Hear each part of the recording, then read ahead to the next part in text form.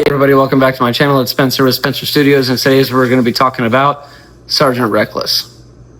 Now, in case you don't know who Sergeant Reckless is, Sergeant Reckless was a Marine Corps horse back in the 50s that was bought and used during the Korean War for the Chinese and the Marine Corps battle on Outpost Vegas. Now, the reason it was called Outpost Vegas is because it was like a little cluster of these three hills named Carson, Vegas, and Reno, obviously being the three largest gambling cities of Nevada, right? Long story short, because obviously I'm not going to be able to put every detail in the video, but a war breaks out between communist North Korea and communist China against South Korea, where they're basically trying to take the entire peninsula.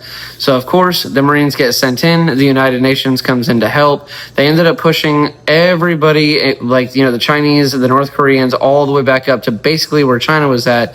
China goes, oh, shit. They start using their military and basically push everybody back down to where the original border between North and South Korea was to begin with, which, whatever. Anyway, so the Marines ended up needing a way to get ammunition from the ammunition depot up to the firing line because these hills that we're talking about at Outpost Vegas are so steep, they're basically at a 45-degree angle, and the only thing that they could get up there was like shells and barbed wire and, all the basic Marine Corps shit that they were able to use in combat at the time, but they couldn't get trucks up there.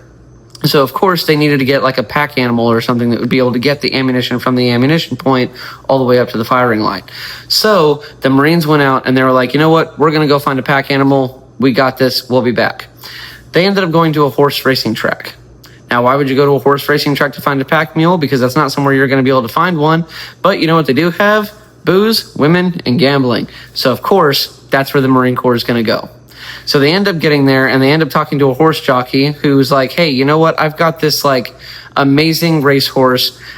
I'll sell it to you for $250. I have to get something for my family that's very important. So you know what? I'll sell you the horse. I really don't want to, but I'll do it. So they give this person the $250, and they're like, boom, now we got a horse. Let's get back. So they take this horse all the way back to Outpost Vegas, right?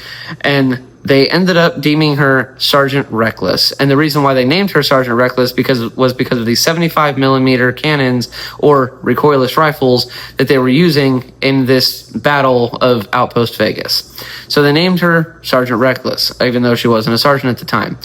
Anyway, they ended up sending her to what the Marine Corps referred to as hoof camp. Like boot camp, but for horses. Anyway, so they send her to hoof camp, and she starts getting used to being around these recoilless rifles. She's no longer affected by the noise of it. They fire it near her. She freaks out. They do it again and again and again and again. She gets used to it. She starts learning her job. She starts learning that when somebody says incoming, that she's supposed to take cover. I mean, she gets really, really good at all of this training and everything, right? So in the process, they were like, hey, well, you know what? We brought her here for one reason, and that's to get ammunition from here to there so we can use it. So they special made and ordered a saddle from the United States that was meant to carry this ammunition for the recoilless rifles. Now, you have to keep in mind that the reason why they were doing this to begin with isn't just because they were at a very steep incline on these hills, but also because each one of them weighed about 24 pounds. And that may not seem like a lot, but when you're a Marine who is tired and is in battle and have been doing this for forever, trying to get a whole bunch of these giant shells for these 75 millimeter, recoilless rifles up a 45-degree hill, it gets very challenging. And especially since they were only able to carry 2 at a time, whereas if you use Sergeant Reckless, you could do 6. So the saddle gets there, and immediately she fucking gets to work, right? So she gets to work, they put the saddle on, and she's just running and gunning. She's getting ammunition up to the firing point and bringing wounded Marines back. Ammunition Marines, ammunition Marines, ammunition Marines, just doing it for the longest of time. Now, keeping in mind that during this battle, she took shrapnel twice, and she said, fuck it, I'm gonna keep going.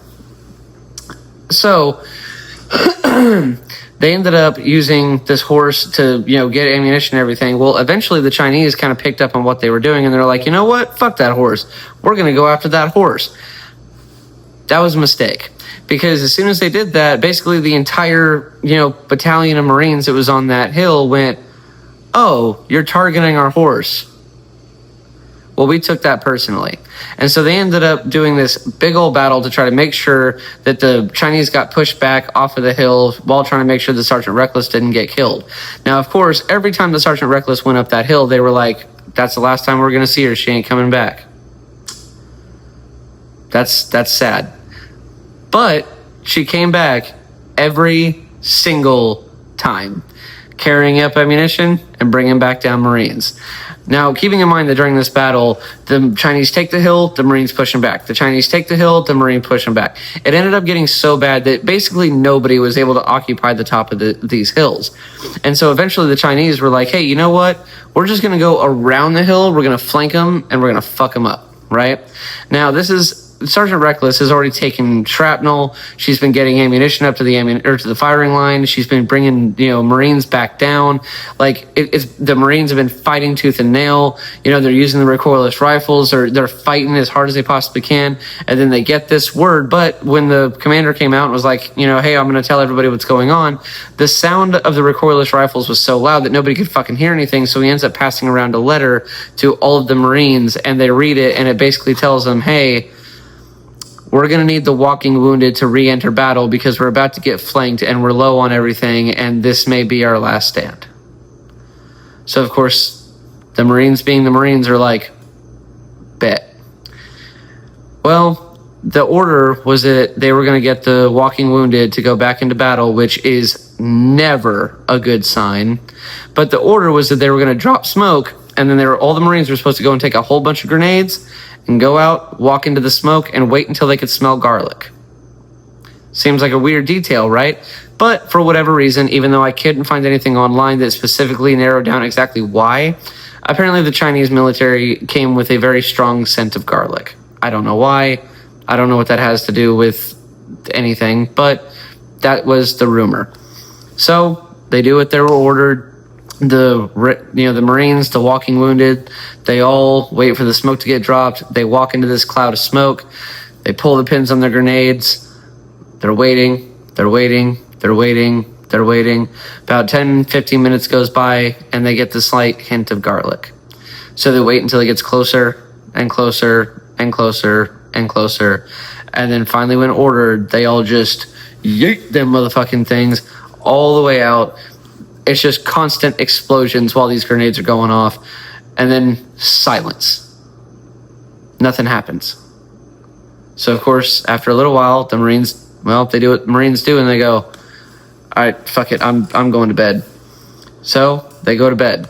Well, as it turns out, their plan worked. They threw all those grenades, ended up hurting and taking out a bunch of Chinese soldiers, and they ended up pushing them back. So, long story short, Sergeant Reckless was one of, if not the only reason that all of those Marines survived that battle, because not only was she able to get ammunition up to the firing line to make sure that they could continue to defend Outpost Vegas, but she also saved I don't even know how many Marines by bringing the wounded back down. But now we have a whole different problem, which is to get the horse back to the States, because she is a Marine, and she's going back with the Marines. So they go to put her on the ship. Now on the manifest, because you got to keep in mind in the military, everything is documented. So they put on the manifest horse.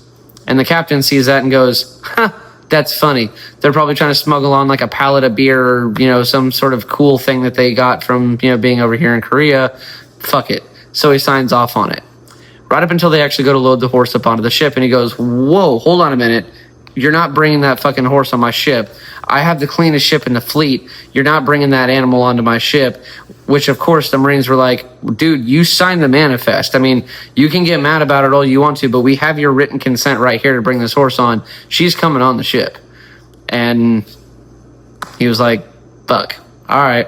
So they end up getting the horse onto the ship. They get all the way back to the coast of the United States. But now Customs is trying to destroy the horse because, she could be bringing disease and they don't want her to come on to American soil, which, of course, the Marines took personally.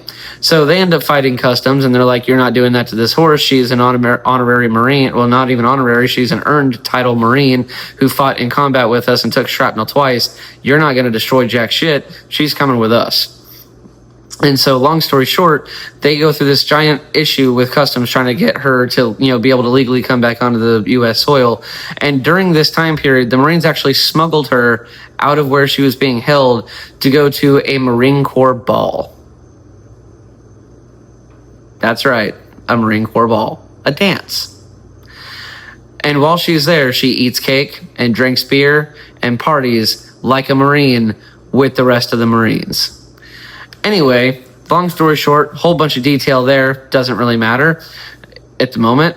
And then the Marine Corps goes, wait, we were really against this at first because this is really fucking stupid, but, come to think about it, this could be a great PR opportunity. Screw it.